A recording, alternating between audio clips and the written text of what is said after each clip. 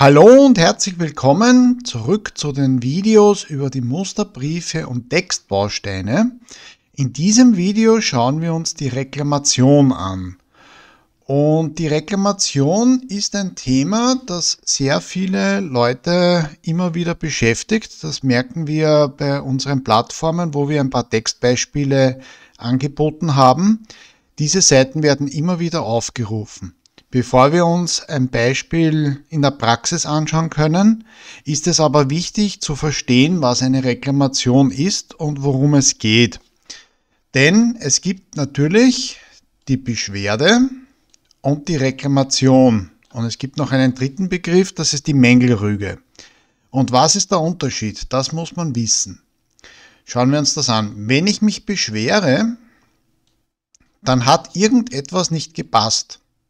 Ich habe etwas bestellt und das ist dann vielleicht zu spät gekommen oder es war irgendwas nicht in Ordnung. Man drückt seinen Ärger aus, wobei man trotzdem freundlich bleiben sollte, aber man fordert keine Aktion ein. Das heißt in Wirklichkeit, also wenn ich jetzt mich über eine Fernsehserie beschwere, dann erwarte ich nicht, dass irgendeine Handlung gesetzt wird. Und hier ist der große Unterschied zur Reklamation, denn hier hat auch etwas nicht gepasst, man drückt auch den Ärger aus, soweit ist es eigentlich gleich. Aber, und jetzt kommt der große Unterschied, man erwartet eine Handlung. Das kann sein, dass das Produkt wieder zurückgeholt wird, dass es ausgetauscht wird oder dass man sein Geld zurückbekommt, wie auch immer. Und dazu, das heißt, Beschwerde und Reklamation ist vom Text her, wenn ich einem Unternehmen etwas schreibe, durchaus ähnlich bis sogar gleich. Nur bei der Reklamation erwarte ich eine Gegenleistung. In der Praxis ist das aber fast egal, weil ein Unternehmen möchte glückliche Kunden haben. Das heißt, sobald sich jemand beschwert, versucht das Marketing herauszufinden, was eigentlich nicht in Ordnung ist und wie man das reparieren kann, weil es sogar sehr positiv sein kann, wenn der Kunde dann seinen Freunden erzählt, ja, die Lieferung, die war nicht in Ordnung, aber die haben sofort reagiert, die haben ein tolles Kundenservice. Daher ist es zwar rechtlich ein Unterschied, aber in der Praxis versucht das Unternehmen immer, wenn es professionell arbeitet, eine Lösung zu finden. Schauen wir uns das Ganze rechtlich noch einmal an. Die rechtliche Geschichte ist, bei der Beschwerde gibt es keine Vorschriften. Bei der Reklamation schon, und zwar befindet man sich da bei den Garantiebestimmungen. Und ich habe vorhin auch gesagt, dass man von einer Mängelrüge spricht. Die Mängelrüge ist vor allem ein Begriff, der dann greift, wenn ein Unternehmen ein anderes Unternehmen anschreibt. Also zum Beispiel ein Sporthändler hat eine große Zahl von Laufschuhen bestellt und es sind die falschen geliefert worden oder es ist die falsche Schuhgröße geliefert worden oder was auch immer. Dann wird meistens mit einem Rabatt eine Gegenleistung erbracht und man spricht dann von der Mängelrüge. Wie schaut das rechtlich aus? Recht auf Wandlung, Einforderung, den Kaufvertrag rückgängig zu machen. Das ist vor allem zwischen Unternehmen. Recht auf Minderung ist die Forderung, den Preis zu reduzieren. Das kann auch bei Privatpersonen greifen.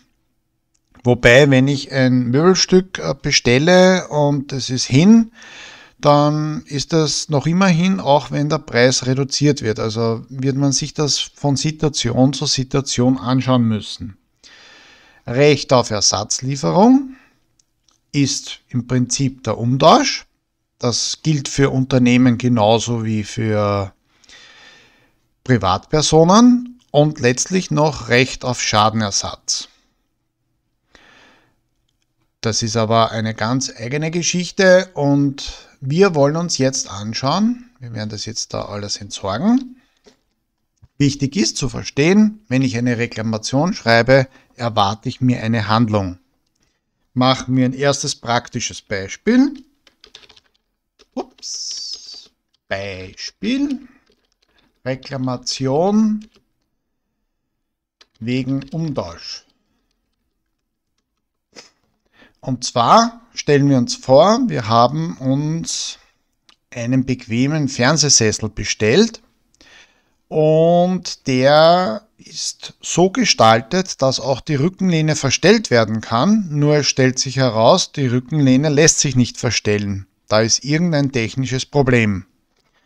Dann kann man das so schreiben: Sehr geehrte Damen und Herren, ich habe bei Ihnen einen Fernsehsessel XY bestellt und er ist erfreulicherweise pünktlich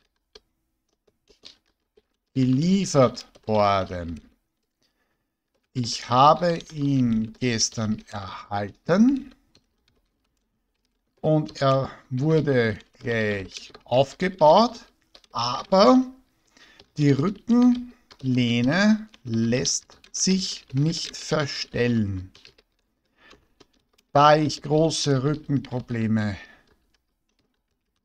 habe, ist diese Funktion für mich besonders wichtig. Der Sessel ist in dieser Form für mich daher aktuell nicht brauchbar. Bitte veranlassen Sie, dass dieser abgeholt und durch einen intakten ersetzt wird. Mit besten Grüßen, Name. Und das war's. Der erste Punkt ist, worum geht es überhaupt? Ich habe einen Fernsehsessel bestellt, der ist pünktlich geliefert worden. Das ist fürs Marketing eine gute Rückmeldung, dass das geklappt hat. Aber die Rückenlehne lässt sich nicht verstellen. Das mit den Rückenproblemen muss jetzt nicht unbedingt drinstehen, aber es ist für die Bedeutung, warum mir diese Funktion so wichtig ist, durchaus interessant, dass der Anbieter weiß, okay, das ist jetzt eine besonders wichtige Geschichte für den Kunden, da müssen wir sofort reagieren. Und letztlich geht es dann darum, bitte veranlassen Sie, dass dieser abgeholt wird. Man könnte jetzt das Ganze noch erweitern, indem man zum Beispiel das Bestelldatum reinnimmt oder ähnliche Dinge, aber in der Regel hat der Anbieter sowieso alle Daten und weiß, welche Bestellung da gemeint ist, weil man kennt den Namen, man kennt das Modell und hat das schnell in der Datenbank zur Hand. Und damit hat man im Prinzip die Reklamation auch schon abgeschlossen. Es braucht also hier keine Romane, sondern es geht wirklich darum, was hat nicht funktioniert. Und schauen wir uns jetzt ein anderes Beispiel an. Diesmal gehen wir in Richtung Mängelrüge und sagen, ein Unternehmen, bleiben wir gleich bei einem Beispiel, das ich genannt habe. Ein Unternehmen hat Laufschuhe bestellt, aber dabei hat etwas nicht geklappt. Dann kann man das auch als Reklamation, machen wir Klammer Mängelrüge,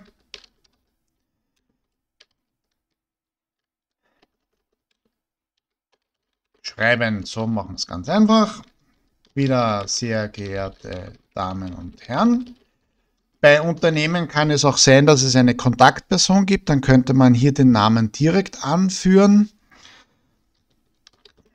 Wir haben bei Ihnen 50 Paar Laufschuhe Essex, Adidas und Puma bestellt, die allesamt für die Schuhgröße 44 vorgesehen waren und für die Herren nutzbar sein sollten.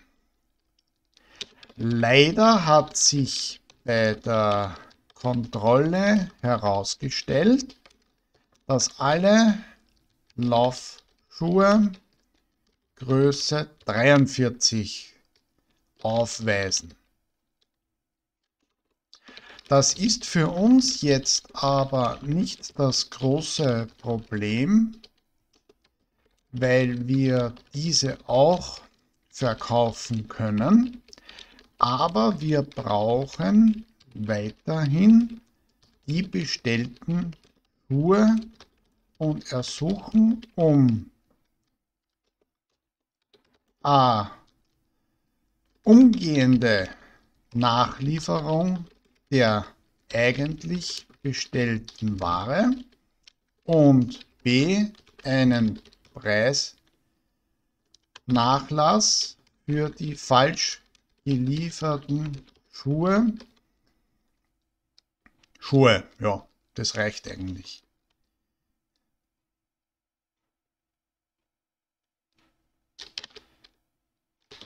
Mit besten Grüßen, Name. Da es schon eine Bestellung gegeben hat und vielleicht sind das sogar zwei Unternehmen, die sehr lange schon zusammenarbeiten, braucht man eigentlich hier nicht große Kontaktdaten anführen, weil die sind bekannt. Man kann die Bestellung auch anführen als Anlage.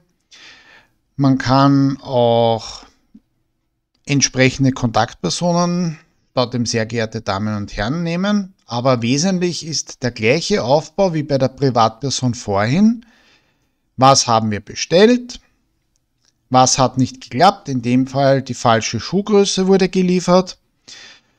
Und bei Unternehmen kann es dann verschiedene Situationen geben. Wenn ich Lebensmittel bestelle und die sind verdorben, dann kann ich damit nichts machen.